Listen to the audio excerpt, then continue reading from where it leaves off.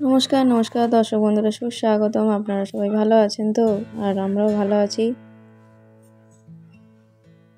আমি প্রায় অনেকেরই ভিডিওতে দেখছিলাম যে সবাই জলপাইয়ের আচার করে খাচ্ছে, জলপাইয়ের চাটনি করে খাচ্ছে। এবার আমিও দুঃখ করে বলছিলাম যে এই সিজনে এখনও আমার জলপাই খাওয়া হলো না। তো বরকে অনেকবার বলেছি, প্রত্যেক বছরই বলি যে জলপাই আনবে কার্তিক মাস পড়লেই।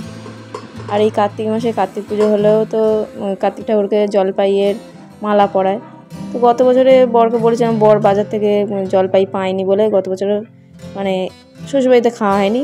সেই মায়ের কাছে গিয়েছিলাম, মা জলপাইয়ের চাটনি করেছিল, খাওয়া হয়েছিল। ছোটোবেলায় দেখতাম আমার দিদা এরকম জলপাইয়ের আচার, জলপাইয়ের চাটনি করতো, সেই স্বাদ মুখে লেগে আছে। তারপরে মা করতো চাটনি। আমি জলপাইগুলোকে একটু সেদ্ধ করে নিচ্ছি, যদি না সেদ্ধ হয়। তো সেদ্ধ হয়ে গেছে, দেখুন ফেটে ফেটে গেছে।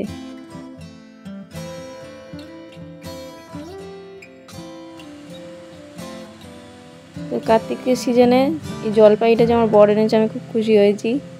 কড়াতে সামান্য তেল দিয়েছি,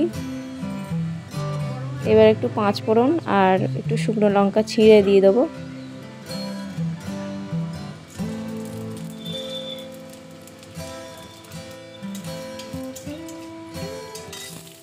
যাই হোক, এবারে এই জলপাইটা আনার পর ভাবলাম না আজকে একটু চাটনিটা করেই নিই।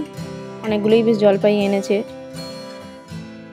পরে তুমি খেতে চেয়েছো, দেখতে পেয়ে গেলাম বাজার থেকে, তাই নিয়ে চলে এলাম।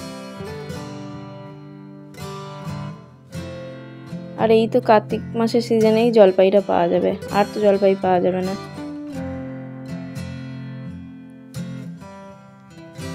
জলপাই খেতে দারুণ লাগে।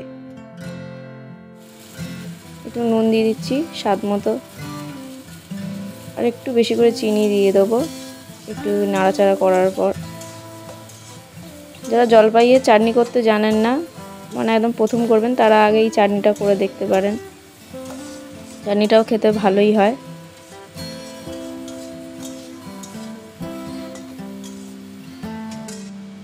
এই জলপাইয়ের মানে রান্না করলে বা এই জলপাই খেতে গেলে, একটা সেই ছোটোবেলায় ক্লাস 3-তে তখন পড়ি, একটা নাটক পড়েছিলাম। নাটক বা গল্প বলা যায়, লেখক সুকুমার রায়ের অবাক জলপান। জল বা জলপাই কি দুটোই কি একই জিনিস? সে অবাক জলপানে যেমন পথিক মানে জল পিপাসায় জলের খোঁজ করছিল প্রত্যেকটা লোকের কাছ থেকে, কিন্তু 2-3টে লোক কিন্তু ভুলই বুঝেছে। তারা ভেবেছে তারা যে খাবার জল নয়, হয়তো জলপাই চাইছে।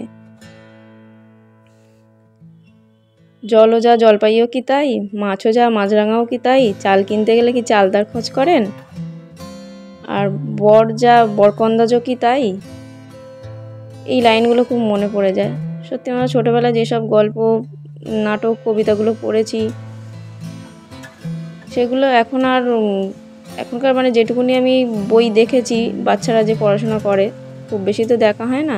টিউশনি পড়ালে না এগুলো দেখা যেত খুব বেশি বেশি।